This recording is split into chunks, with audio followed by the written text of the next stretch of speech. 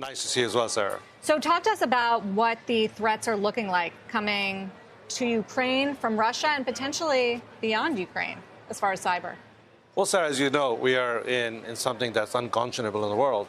And we've been witnessing activity just even before the war started, where we were beginning to see attacks into Ukraine and some Western entities that were in Ukraine. And most recently, as companies have started to react to the sanctions, started to pull out of Russia, we're beginning to see activity against some of those companies, which is still a bit low. I think Russia is not trying to pick too many battles. But I think I've never been as worried about cybersecurity as I am now, given what I think we're going to see in the next 6 to 12 months. From Russia specifically? I think so. Look, in my mind, sanctions are economic warfare. We are now going to impact their economy. We're going to create damage, which is the intent, because we want to make sure they don't do what they're doing.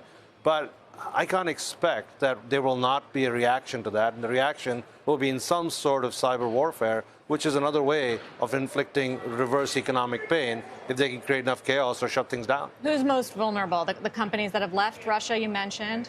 Well, if you've noticed, the nature of cybersecurity has changed. It's gone from individual attacks, where we used to look at companies which were being attacked, data was exfiltrated, sold on the dark web, or companies were held to ransom for a few $1 million, $5 up to $50 million. I think the next set of attacks will be to create chaos and shut things down, which I think like are going to be. Yeah, we saw the Colonial Pipeline event. We could shut down the pipeline for weeks. I think imagine if that was the intent, and they were not willing to settle for economic returns, or you couldn't pay them off, so they turned my systems back on. Here's a ransomware. That's a bigger risk, and I think we should all be vigilant in these times. Can we protect against it? Yes, of course. Look, this is not a new topic. You and I talked in September 2020, and we talked about nation-state activity. We talked about how companies need to get ahead of this thing. The conversation's moving from the technology teams to the boardrooms. I think boards are paying attention. I think all of us are paying attention. And you saw this. We've talked about this. The pandemic exacerbated all of this as well. Right. So have you seen a ramp in spending from corporations since the war began? We have seen more thoughtful, strategic spending around cybersecurity, which is more sort of run-of-the-mill, let's buy it like you buy IT. Now we see people worry about what's our cybersecurity posture, are we going to be more secure? So we are seeing spending, which is being done in a much more thoughtful manner, as I said. You've seen the White House get involved. We've seen an executive order on cybersecurity for the first time. We saw the establishment of JCDC. So we are seeing activity, which is forcing companies to focus more. But I think still a lot more needs to be done. I guess I'm trying to figure out where you are in a very long growth cycle. You're coming up on some tough comps. Everything went online during COVID. So are we still kind of growing at those levels, or was it just pulled forward? Yeah, the unfortunate part is strife and war is good for our business. We are seeing more focus. We have spent 3 years transforming our company. We figured out where we thought the puck was going. We built a huge cloud security business. I think that's going to be the next bastion where cyber wars are going to be fought. We built a huge business which is focused on real-time prevention around applying artificial intelligence to the business. And most recently, we acquired a business which is getting a lot of attention, is where we look at companies from an attacker's perspective. Because when you're doing cybersecurity, when you're no imminent threat of danger, you kind of go make sure everything's up and running, everything's bolstered up. Today, you're trying to see, if I'm a nation state trying to attack your company, what am I looking at? The good hackers. That's exactly right.